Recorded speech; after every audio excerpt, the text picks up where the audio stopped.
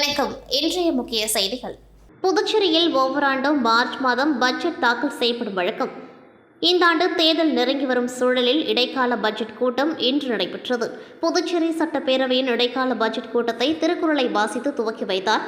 முதலாவதாக முன்னாள் எம்எல்ஏ சுப்பராயன், ஓய்வு பெற்ற நீதிபதி தாவீது அனுசாமி, மகாராஷ்டிரா துணை முதல்வர் அஜித் பவார் ஆகியோருக்கு பேரவையில் உறுப்பினர்கள் 2 நிமிட அஞ்சலி செலுத்தப்பட்டது. தொடர்ந்து பத்மஸ்ரீ விருது அறிவிக்கப்பட்டுள்ள சிலம்ப கலைஞர் பழனிவேலுக்கு சட்டப்பேரவையில் வாழ்த்து தெரிவிக்கப்பட்டது.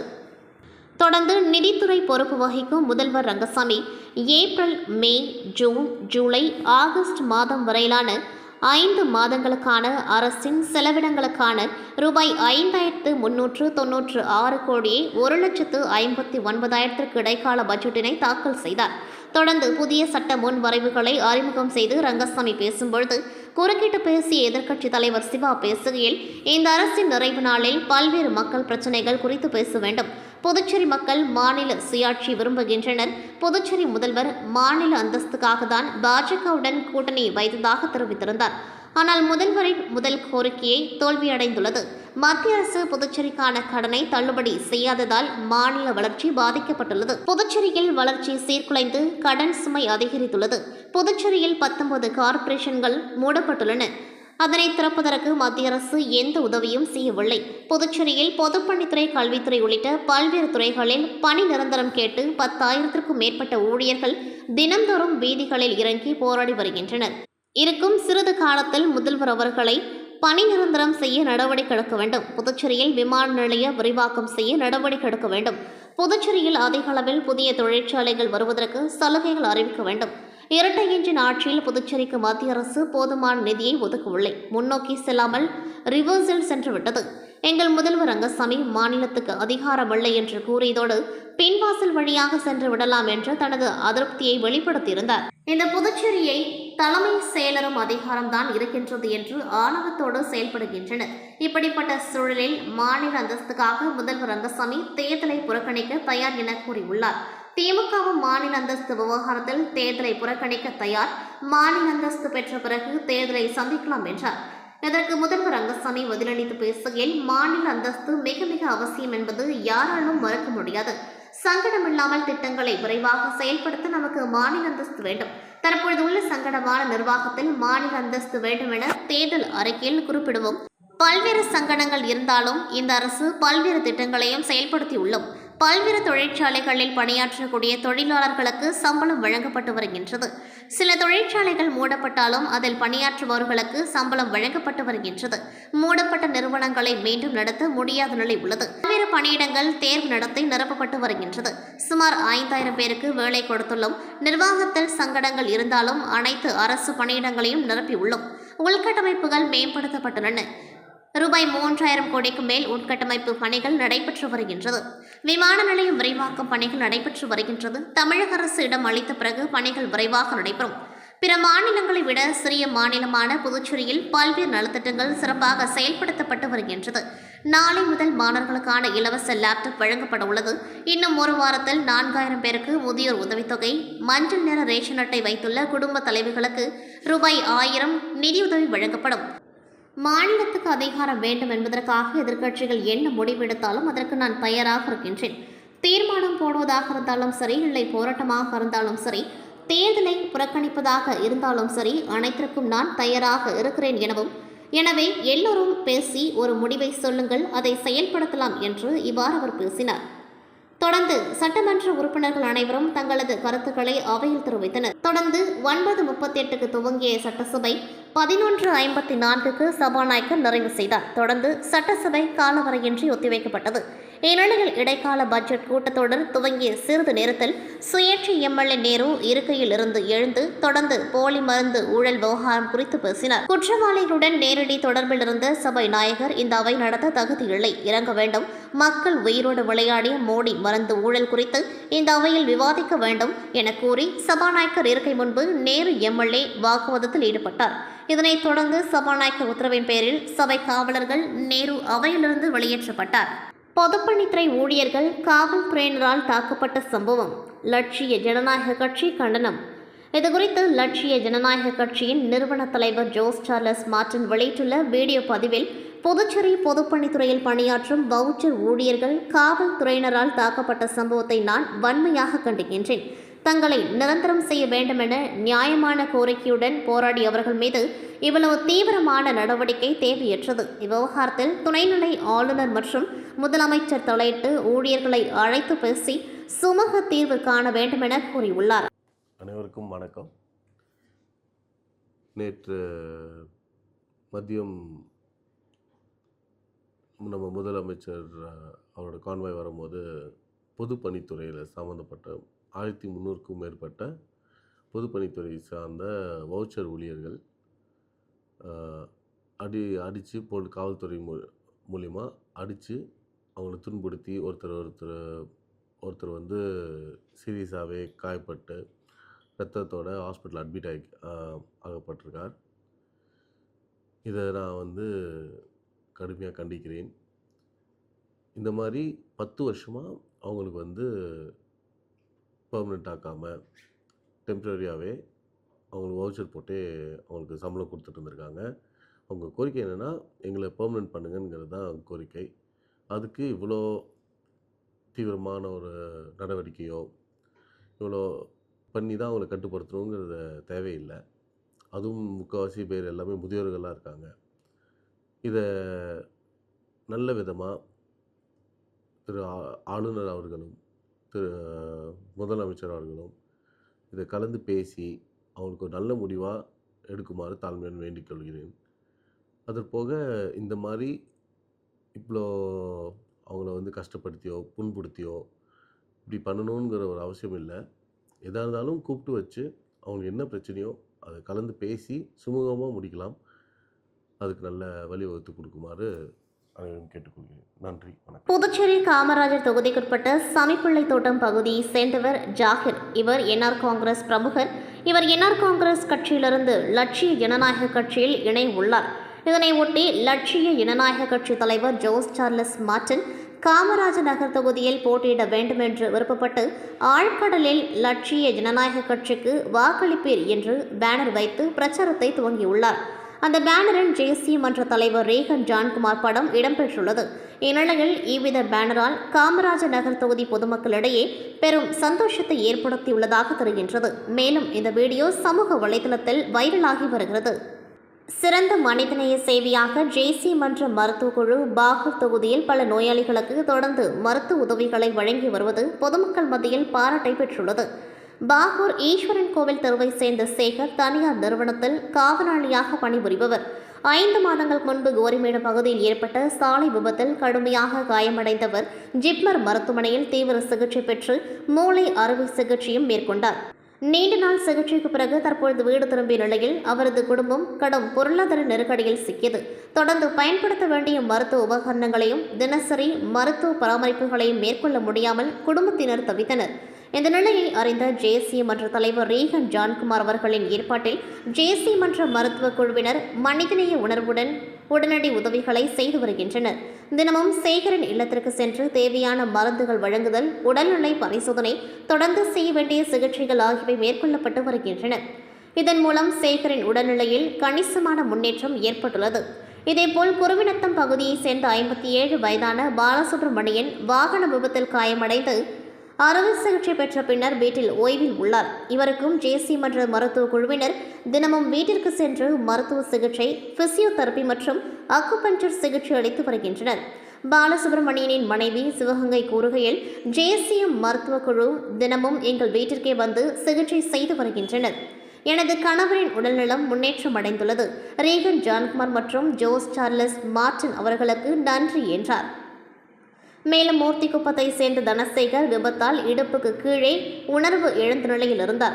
ஜேசி மன்ற மருத்துவ குழுவின் தொடர்ச்சியாக சிகிச்சையால் தற்பொழுது அவரது உடல்நிலையில் நல்ல முன்னேற்றம் ஏற்பட்டுள்ளதாக தெரிவித்தார். ஜேசி மன்ற தலைவர் ரேகன் ஜான்குமார் கூறுகையில், பாகூர் தொகுதி முழுவதும் நோயால் அவதிப்படும் மக்களை கண்டறிந்து தேவையான சிகிச்சை வழங்கி வருகின்றோம். சிகிச்சை பெற்று வருபவர்களின் உடல்நிலையில் முன்னேற்றம் காண்பது மகிழ்ச்சி அளிக்கிறது என்றார். எங்கள் வீட்டுக்கார் நல்லா ஓட்டுநர், கவர்மெண்ட் இதில் ஓட்டுநராக இருந்தார். ஒரு சாலை விபத்தில் நடந்து பைக்கில் போகும்போது ஒரு நாய் குறுக்க உந்து 2 வருஷம் அடிபட்டு தலையில் அடிபட்டு கோமாவில் இருந்து மீண்டு வந்து 2 வருஷமாக அப்படியே தான் சுயநினைவு இல்லாமல் இருக்கார். இப்போ எல்லாருக்கிட்டையும் நாங்களே எல்லார்ட்டையும் கடன் வாங்கி அது வாங்கி அப்படி யார் உதவி இல்லாமல் நாங்களே எல்லாத்தையும் போட்டு செலவு பண்ணி எங்கள் வீட்டுக்காரர் காமெடி பண்ணிட்டோம். நிறைய இடத்துல அவரும் ஓடி ஓடி அரசியலுக்கு எல்லாத்துக்கும் உதவி பண்ணார். யாரும் எங்களுக்காக முன்னிருந்து எந்த இதுவும் செய்யலை. எந்த உதவியும் யார் மூலமே எங்களுக்கு கிடைக்கல. எங்கள் பிள்ளைங்க சம்பாதிக்கிறது அவர் சம்பாதிச்சுட்டு இப்படியே தான் பார்த்துட்டு இருந்தோம். திடீர்னு நாங்கள் இந்த நிலைமையாக இருக்கிறத பார்த்துட்டு ஐயா வந்தார். சார்லஸ் சாருக்கு ரொம்ப ரொம்ப நன்றி. எங்களை மாதிரி உதவி இல்லாமல் இருக்கிறவங்களுக்கு ஐயா போய் செய்யணும். நல்லா இருப்பார், கடவுளுக்கு நிகராக இருக்கிறாரு அவர். நல்லா இருக்கணும் ஐயா. வேலைக்கு போகும்போது ஊந்துட்டு இடுப்புலேருந்து கால் வலி சொர்ணம் இல்லை ஒரு மாதிரி இருக்குது. சார் தான் வந்து பார்த்துட்டு எல்லாமே செய்ய சொல்லி அவர் தான் ரெடி பண்ணி சொன்னார். எல்லாருக்கும் டாக்டரில் அனுப்பிச்சி விட்டார். புஷத்தில் வேறு சொன்னார், எல்லாம் பண்ணார். இப்போ ஓரளவுக்கு ஏந்து நடக்கிறேன். படுத்துனே தான் இருந்தேன். இப்போ ஓரளவுக்கு சொன்னலாம் இருக்குது. எது நடக்கிற மாத்திரெல்லாம் வாங்கி தராரு, எல்லாம் பண்ணுறேன். ஈகன் சாருக்கும் சார்லஸ் மார்ட்டின் சாருக்கும் ரொம்ப நன்றி. வணக்கம். நம்மளோட ஜேசிஎம் மக்கள் மன்றம் மூலியமாக தினந்தோறும் நம்ம பாகூர் தொகுதியில் 3 பேருக்கு நம்ம ஃபிசியோதெரப்பி வந்து டெய்லி கொடுத்துருக்கோம். நம்மளோட ஜேசிஎம் மக்கள் மன்றம் மருத்துவ குழு சார்பாக இது தினந்தோறும் நம்ம பண்ணுறோம். நம்ம ஒரு வீட்டுக்கு போயிட்டு அவங்களோட குறைகளை வந்து நம்ம கேட்கும் போது தான் தெரியுது. இந்த தொகுதியில் நிறையா பேர் வந்து அடிபட்டுட்டு அவங்களுக்கு 2-3 வருஷமாக வந்து படுக்கையாக இருந்திருக்காங்க. கடனை வாங்கி நிறைய இடத்துல ரொம்ப கஷ்டப்பட்டு அவங்களோட ஃபேமிலியே வந்து ரொம்ப கஷ்டப்பட்ட நிலைமையில் இருக்கிறாங்க. ஸோ இதெல்லாம் பார்க்கும்போது ரொம்ப கஷ்டமாக இருக்குது. ஸோ அப்போ தான் நம்மளோட ஜேசிஎம் மக்கள் மன்றம் டீம்கிட்ட இந்தமாரி விஷயத்தை எடுத்து சொன்ன பிறகு அவங்க தினந்தோறும் வந்து எந்த ஒரு இதுவுமே பார்க்காம அவ்வளோ ஒரு டிசிப்ளினோடு வந்து அவங்களுக்கு ட்ரீட்மெண்ட் வந்து கொடுக்குறாங்க. இப்போது ட்ரீட்மெண்ட் கொடுத்த பிறகு நம்ம கிட்டத்தட்ட ஒரு 3 பேஷண்ட்டுக்கு ட்ரீட்மெண்ட் பண்ணுறோம். ஸோ ரொம்ப படுக்கையாக இருந்தவங்க வந்து இன்றைக்கி ஒருத்தர்னால ஏஞ்சி நடக்க முடியுது. ஸோ அந்தளவுக்கு இம்ப்ரூவ்மெண்ட் இருக்குது. ஸோ இது மட்டும் இல்லாமல் நம்ம வேறு என்னென்ன குறைகள் இருக்கோ நம்மளோட ஜேசிஎம் மக்கள் மன்றம் மூலியமாக நம்மளோட மக்களோட குறைகள் நம்ம தினந்தோறும் வந்து தீர்த்து வைக்க தான் நம்ம வந்திருக்கிறோம். அதே போல் நம்ம மருத்துவ உபகரணங்களும் நம்ம வந்து வழங்கி கொண்டு இருக்கிறோம். அதுக்கு தேவையான மருந்துகள், தேவையான எல்லா வாக்கிங் ஸ்டிக், அது போன நிறைய விஷயங்கள் வந்து நம்ம ப்ரொவைட் பண்ணிகிட்டு இருக்கோம். ஸோ இது மட்டும் இல்லாமல் இன்னும் வேறு என்னென்ன பிரச்சனை இருக்கோ நம்மளோட மக்கள் மன்றம் மூலியமாக நம்ம வந்து சரி செய்வோம்னு சொல்லிட்டு இந்த இடத்துல நான் வந்து சொல்லிக்கொள்ள விரும்புகிறேன். நன்றி, வணக்கம். கோனேரிக்குப்பம், உளவாய்க்கால், அகரம் ஆகிய கிராமங்களில் நிலவும் குடிநீர் பிரச்சினையை தீர்க்கும் வகையில் 4 கோடி ரூபாய் செலவில் மேல்நீர் தேக்க தொட்டி கட்டப்பட்டுள்ளது. இதனை முதலமைச்சர் ரங்கசாமி திறந்து வைத்தார். இந்நிகழ்ச்சிக்கு தலைமை வகித்த முன்னாள் அமைச்சர் சாய் சரவணகுமார் எம்எல்ஏ, இந்தியாவில் எத்தனை முறை தேர்தல் வந்தாலும் மோடிதான் பிரதமர், புதுச்சேரிக்கு ரங்கசாமி தான் முதலமைச்சர் என்று பேசினார். முதலமைச்சர் ரங்கசாமி பேசும்பொழுது மத்திய அரசின் உதவியோடு புதுச்சேரி நிதி உயர்த்தப்பட்டுள்ளது. 13,480 கோடி ரூபாய் அளவிற்கு பட்ஜெட் போட்டு செலவிடப்பட்டு வருகின்றது என்றும், நம்முடைய கட்சியின் எம்எல்ஏக்களின் தொகுதி மட்டுமல்ல அனைத்து தொகுதிகளும் முன்னேற வேண்டுமென்று மக்கள் விரும்பும் ஆட்சி நடைபெற்று வருகின்றது என்றும் கூறினார். இந்த மக்களாட்சி மீண்டும் தொடர்ந்து புதுச்சேரிக்கு நல்ல வளர்ச்சியை கொடுக்கும் என்றும் ரங்கசாமி உறுதியளித்தார். உப்பளம் தொகுதிக்குட்பட்ட பெரியபள்ளி, வீரர்வெள்ளி, வானரப்பேட்டை மற்றும் திபுராயப்பேட்டை பகுதிகளில் செயல்பட்டு வரும் அரசு ரேஷன் கடைகளில் பொதுமக்களுக்கு 1 மாதத்திற்கு 2 கிலோ வீதம் 2 மாதங்களுக்கு சேர்த்து மொத்தம் 4 கிலோ கோதுமை வழங்கும் பணிகள் மேற்கொள்ளப்பட்டன. இந்த திட்டத்தின் தொடக்க நிகழ்வில் உப்பளம் தொகுதி சட்டமன்ற உறுப்பினர் அனிபால் கென்னடி அவர்கள் பொதுமக்களுக்கு நேரடியாக கோதுமை பொருட்களை வழங்கி திட்டத்தை செயல்படுத்தினர். இந்நிகழ்ச்சியில் தொகுதி செயலாளர் சக்திவேல், துணை செயலாளர் ராஜு, நிசார் மற்றும் கிளை செயலாளர்கள் உள்ளிட்ட கழக நிர்வாகிகள் கலந்து கொண்டு ஏற்பாடுகளை செய்திருந்தனர். புதுச்சேரி வீரப்பட்டினம் அருள்மிகு ஸ்ரீ செங்கழுநீர் அம்மன் ஆலய அஷ்டபந்தன மகா கும்பாபிஷேகம் எனும் திருக்குட நன்னீராட்டு பெருவிழா கடந்த 8ஆம் தேதி விக்னேஸ்வர பூஜை, கணபதி ஹோமம், நவகிரக ஹோமம், தன பூஜை ஆகியவற்றுடன் தொடங்கியது. தினமும் அம்மனுக்கு பல்வேறு பூஜைகள் நடத்தப்பட்டு 9ஆம் தேதி முதல் கால யாகசாலை பூஜை தொடங்கியது. தொடர்ந்து நவசக்தி அர்ச்சனை, விமான கலசம் படிய வைத்தல், அஷ்டபந்தனம் சாற்றுதல் உள்ளிட்ட பல்வேறு பூஜைகள் செய்யப்பட்டு 6 கால யாகசாலை பூஜைகள் நிறைவடைந்தது. தொடர்ந்து மங்கள வாத்தியங்களுடன் கடம் புறப்பாடு நடைபெற்று கோவிலில் உள்ள அய்யனாரப்பன், ராஜகோபுரம், விமானங்கள் ஆகியவைகளுக்கு புனித நீர் ஊற்றப்பட்டு கும்பாபிஷேகம் தொடர்ந்து மூலவருக்கு மகா கும்பாபிஷேகமும் நடைபெற்றது. விழாவில் புதுச்சேரி துணைநிலை ஆளுநர் கைலாஸ்நாதன், தொகுதியின் சட்டமன்ற உறுப்பினர் பாஸ்கர் என்கிற தட்சிணாமூர்த்தி ஆகியோர் சிறப்பு விருந்தினராக கலந்து கொண்டு சுவாமி தரிசனம் செய்தனர். மேலும் வீராம்பட்டினம் மட்டுமின்றி 20க்கும் மேற்பட்ட கிராமங்களைச் சேர்ந்து ஆயிரக்கணக்கான பக்தர்கள் கலந்து கொண்டு பக்தி பரவசத்துடன் சுவாமி தரிசனம் செய்து சென்றனர். மேலும் கும்பாபிஷேக விழாவில் நூற்றுக்கணக்கான போலீசார் பாதுகாப்பு பணியில் ஈடுபடுத்தப்பட்டிருந்தனர். விழாவிற்கான ஏற்பாடுகளை வீராம்பட்டினம் கிராமத்தை சேர்ந்த திருப்பணிக்குழு, மக்கள் குழு மற்றும் ஆலய நிர்வாகம் ஆகியோர் செய்திருந்தனர். கும்பாபிஷேக விழாவில் கலந்து கொண்ட பக்தர்களுக்கு அரியங்குப்பம் தொகுதி வட்டார காங்கிரஸ் தலைவர் ஐயப்பன் சார்பில் அன்னதானமும் வழங்கப்பட்டது. புதுச்சேரி மாநிலத்தின் பிரசித்தி பெற்ற ஆலயங்களில் ஒன்றான 500 ஆண்டுகளுக்கு மேலாக பழமை வாய்ந்த அரியங்குப்பம் கொம்யூன் வீராம்பட்டினம் கிராமத்தில் எழுந்தருளியுள்ள அருள்மிகு ஸ்ரீ செங்கழுநீர் அம்மன் ஆலயத்தில் அஷ்டபந்தன மகா கும்பாபிஷேக விழா இன்று நடைபெற்றது. முன்னதாக கடந்த ஞாயிற்றுக்கிழமை அன்று ஆலயத்தில் விக்னேஸ்வர பூஜை, தன பூஜை, கோ பூஜை உள்ளிட்ட சிறப்பு பூஜைகள் நடைபெற்று திங்கள் அன்று யாகசாலை அலங்காரம், அங்குரர்ப்பணம், கலச அலங்காரம் நடைபெற்று முதல் கால யாக பூஜைகள் துவங்கியது. தொடர்ந்து செவ்வாய்க்கிழமையன்று 2ஆம் கால மற்றும் 3ஆம் கால யாக பூஜைகளும், நேற்று காலை 4ஆம் கால யாக பூஜையும், மாலை 5ஆம் கால யாக பூஜையும் நடைபெற்றது. தொடர்ந்து இன்று காலை 6ஆம் கால யாக பூஜைகள் மிக சிறப்பாக நடைபெற்று மகா பூர்ணாகுதி செய்யப்பட்டது. தொடர்ந்து மேலதாளங்களுடன் கடம்புறப்பாடு நடைபெற்று ராஜகோபுரம், மூலவர் விமானம், கொடிமரம், பரிவார தெய்வ விமானங்கள் உள்ளிட்டவைகளுக்கு புனித நீர் ஊற்றப்பட்டு மகா கும்பாபிஷேக விழா சிறப்பாக நடைபெற்றது. தொடர்ந்து மூலவர் ஸ்ரீ செங்கழுநீர் அம்மன் மற்றும் பரிவார தெய்வங்களுக்கு கலசாபிஷேகம் செய்து மகா தீப ஆராதனைகள் காண்பிக்கப்பட்டது. இதில் சிறப்பு விருந்தினராக புதுச்சேரி மாநில துணைநிலை ஆளுநர் கைலாஸ்நாதன், அரியங்குப்பம் சட்டமன்ற உறுப்பினர் பாஸ்கர் என்கிற தட்சிணாமூர்த்தி ஆகியோர் சிறப்பு விருந்தினராக கலந்து கொண்டு சுவாமி தரிசனம் செய்தனர். மேலும் இவ்விழாவில் கொம்யூன் பஞ்சாயத்து முன்னாள் சேர்மன் ஆனந்தன், அதிமுக மாநில பொருளாளர் ரவி பாண்டுரங்கன், திமுக இலக்கியணி அமைப்பாளர் சிவசங்கரன், வட்டார காங்கிரஸ் தலைவர் ஐயப்பன் உள்ளிட்ட அனைத்து கட்சி நிர்வாகிகள், தலைவர்கள் பலர் கலந்து கொண்டார்கள். மேலும் நடைபெற்ற விழாவில் தமிழகம் மற்றும் புதுச்சேரியைச் சேர்ந்த பல்லாயிரக்கணக்கான பொதுமக்கள் மற்றும் பக்தர்கள் கலந்து கொண்டு சுவாமி தரிசனம் செய்து வழிபட்டனர். மேலும் இவ்விழாவில் அதிமுக மாநில பொருளாளர் ரவி பாண்டுரங்கன் தனது சொந்த செலவில் இவ்விழாவில் கலந்து கொண்ட பெண் பக்தர்கள் அனைவருக்கும் 5 பொன்னாலான நாணயம், லட்டு பிரசாதம் உள்ளிட்டவைகளை தாம்பூலமாக வழங்கினார். தொடர்ந்து இவ்விழாவில் பங்கேற்ற அனைவருக்கும் அன்னதானம் வழங்கப்பட்டது. இவ்விழாவிற்கான ஏற்பாடுகளை ஆலய நிர்வாக அதிகாரி சுரேஷ், திருப்பணிக்குழு தலைவர் மகாலிங்கம் உள்ளிட்ட நிர்வாக குழுவினர், வீராம்பட்டின மக்கள் குழுவினர் மற்றும் கிராம மக்கள் ஆகியோர் இணைந்து செய்திருந்தனர்.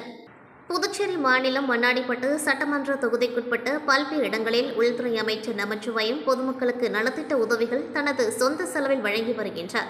அதன் ஒரு பகுதியாக நேற்று குமாரபாளையம் தண்டு மாரியம்மன் கோவில் வளாகத்தில் நலத்திட்ட உதவிகள் வழங்கும் நிகழ்ச்சி நடைபெற்றது. முன்னதாக ஸ்ரீ தண்டு மாரியம்மன் சுவாமிக்கு அபிஷேக ஆராதனைகள் செய்து தீப ஆராதனைகள் காண்பிக்கப்பட்டது. இதில் அமைச்சர் நமச்சிவாயம் கலந்து கொண்டு சுவாமி தரிசனம் செய்தார்.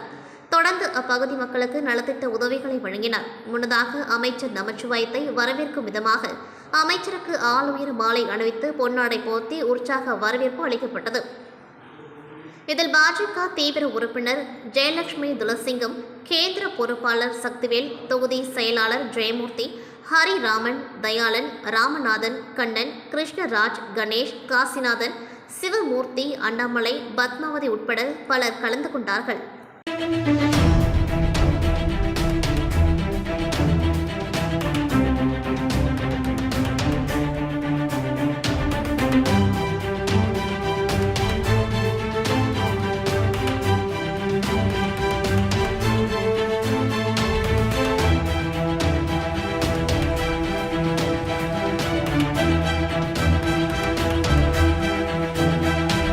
புதுச்சேரி கதிர்காமம் பகுதியில் உள்ள தில்லையாடி வள்ளியம்மை உயர்நிலைப் பள்ளியின் ஆண்டு விழா பள்ளி வளாகத்தில் நேற்று மாலை நடைபெற்றது. இதில் மாநில முதலமைச்சர் ரங்கசாமி சிறப்பு விருந்தினராக கலந்து கொண்டு சிறப்புரையாற்றி 10ஆம் வகுப்பு பொதுத் தேர்வில் முதல் 3 இடங்களை பிடித்த மாணவ மாணவிகளுக்கு பரிசுகள் வழங்கி பாராட்டினார். இந்நிகழ்ச்சியில் பேசிய முதலமைச்சர் ரங்கசாமி தில்லையாடி வள்ளியம்மை அரசு உயர்நிலைப் பள்ளிக்கு புதிய கட்டிடம் அமைத்திட 12 கோடி ரூபாய் மதிப்பீட்டில் இடம் தேர்வு செய்யப்பட்டு 44 வகுப்பறைகள் கொண்ட புதிய கட்டிடம் கட்டித்தரப்படும் எனவும் அதற்கான பூர்வாங்க பணிகள் நடைபெற்று 1 மாத காலத்திற்குள் கட்டிடப் பணிகள் மேற்கொள்ளப்படும் எனவும் உறுதி கூறினார். மேலும் மாணவர்களின் நலனுக்காக சீருடைகள், புத்தகங்கள், மிதிவண்டி உள்ளிட்ட அனைத்து நலத்திட்டங்களையும் அரசு இடைவிடாமல் செய்து வருவதாகவும் இதனால் ஏழை மாணவர்கள் இதனை பயன்படுத்திக் கொண்டு நல்ல மதிப்பெண்கள் பெற்று 100% தேர்ச்சி பெற வேண்டும் எனவும் வலியுறுத்தி பேசினார். மேலும் இந்நிகழ்ச்சியில் கதிர்காமம் தொகுதியின் சட்டமன்ற உறுப்பினர் KSP ரமேஷ் வாழ்த்துரை வழங்கி அறிவியல் கண்காட்சி மற்றும் விளையாட்டுப் போட்டியில் வெற்றி பெற்றவர் மாணவ மாணவிகளுக்கு பரிசுகள் வழங்கினார். பெற்றோர் ஆசிரியர் தங்க தலைவர் அமரன், துணைத் தலைவர் ராஜலட்சுமி, பள்ளி மேலாண்மை குழு தலைவர் பாரதி மற்றும் நிர்வாகிகள் சிறப்பு விருந்தினராக கலந்து கொண்டார்கள். முன்னதாக இந்நிகழ்ச்சியில் தலைமை ஆசிரியர் வாசு தலைமை தாங்கினார். தலைமை ஆசிரியர் நிலை 2 கணபதி முன்னிலை வகித்தார். ஆசிரியை ஜென்னி வரவேற்பை நிகழ்த்தினார். ஆசிரியை ஜோதிலட்சுமி மகேஸ்வரி நிகழ்ச்சியினை தொகுத்து வழங்கினார். மேலும் விழா இறுதியாக ஆசிரியை சுந்தரர் லட்சுமி நன்றி உரை கூறினார். புதுச்சேரி முதலியார்பேட்டையில் பழமையான அன்னை சிவகாமி அரசு மேல்நிலைப் பள்ளியில் நேர்மை அங்காடி தொடங்கப்பட்டது. மாணவர்களுக்கு தேவையான எழுதுப் பொருட்கள் மற்றும் கல்வி உபகரண பொருட்கள் விலையுடன் நேர்மை அங்காடியில் வைக்கப்படும். மாணவர்களை நேரடியாக சென்று அதற்குரிய பணத்தை உண்டியலில் செலுத்திவிட்டு பொருளை எடுத்துக் கொள்ளலாம். அதேபோல் பொருள் வாங்க முடியாத ஏழை மாணவர்களுக்கு உதவி செய்யலாம். இந்த நோக்கத்திற்காக Rotary Club of Pondicherry ROCT சார்பாக நேர்மை அங்காடி இப்பள்ளியில் தொடங்கப்பட்டது. புதுச்சேரி மற்றும் தமிழகத்தில் 500 பள்ளிகளில் இத்திட்டத்தை செயல்படுத்த உள்ளது. தற்பொழுது 350வது அங்காடியை ரோட்டரி மாவட்ட ஆளுநர் லியோன் சிறப்பு விருந்தினராக கலந்து கொண்டு துவக்கி வைத்தார். இந்நிகழ்ச்சியில் ரோட்டரி நிர்வாகிகள் ஜாகிர் உசேன், தாமஸ் ஆரோக்கியராஜ், கந்தன், பாக்யராஜ், ஹரிஹரன், டாக்டர் முத்துக்குமரன், டாக்டர் பாரதி உட்பட பலரும் கலந்து கொண்டார்கள்.